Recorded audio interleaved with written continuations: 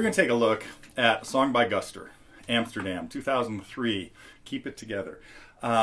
This is a really fun song. It's energetic, it's upbeat, well, the lyrics are not so upbeat. It's, about getting lost in Amsterdam, probably in the drug world there, dumping your girlfriend because maybe that's her life. Anyway, so it's sort of a dark story, but really fun and energetic tune to play. It's in the key of G. It uses just chords in the key of G really simply. The three major chords, the couple of the minor chords, actually all three of them. Yeah. And so it uses all six chords in the key of G. But we're going to play them in pretty unusual things. What we're going to really learn a lot about in this lesson is muting strings, putting down a chord, and maybe only hearing 3 or 4 strings. Now, what I've got there is some dead notes, but I'm still able to hit the whole thing. That part I played here. I could go ahead and strum the whole thing, but I'm only getting, so it's using your left hand to mute open strings that you don't want to hear. That's going to be a big focus of this tune. We will talk about the arrangement.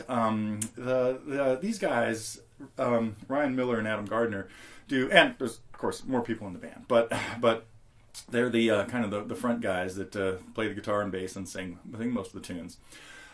Do some really interesting and unusual, that would be interesting things, interesting and unusual things with their guitar playing sometimes. And that is, sometimes the guitar will just play a bass part.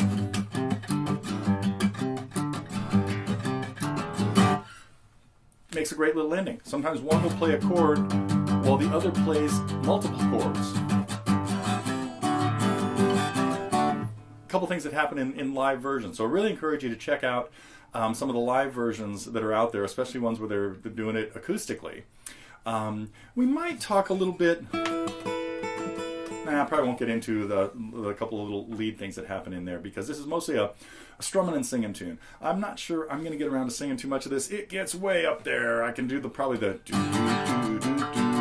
anyhow, we'll talk about that part. So, left hand string muting, very important part of this song, and some just otherwise just general chords in the key of G. Coming up, a lesson on Amsterdam. Well, first I want to talk about the chords and then muting technique for many of them. Not going to take them necessarily. First I'm going to look at the chords in the chorus. I've got a G5 listed there, and a 5 chord just means you're hearing only roots and thirds. Roots and fifths and no third. So if you play a G chord with your second finger on the G, and we're going to start right now talking about muting techniques, because this finger needs to kill the 5th string. Do not want to hear the 5th string at all, even if I've got a finger on it for a normal G chord, would include a B here in the bass. We don't want to hear it. We really just want to hear the 6th string, so this finger has to be on at a slight angle so that it's killing the 5th string. It's going to be an important part of what we're going to be talking about in the rest of this lesson. We do want to hear the 4th string open and the 3rd string open, and then the 2nd string we need a D there. Now, the one I'm calling G5, we want to hear a high G in there as well. So all I've got muted here is the 5th string. That's the way we're going to play the G5 in the chorus, but in the let me go through the rest of the chords in the chorus first, because they're pretty simple. Also, the E minor 7, we want to keep these 2 fingers here and have your 1st and 2nd fingers go to the 4th and 5th strings at the 2nd fret.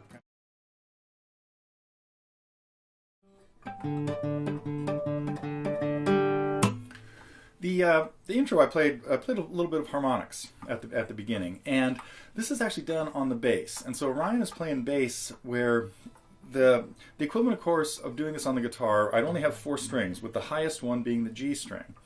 And what he's doing is hitting harmonics at the 5th fret of the G string, following it with an open D, then the 7th fret, then the 9th fret, which doesn't come out very clear, but it's still, it gives us a note. What we end up hearing at the 5th fret of the G string, we hear a G, 2 octaves higher than the open G. At the 7th fret, we hear a D, and at the 9th fret, we hear a B.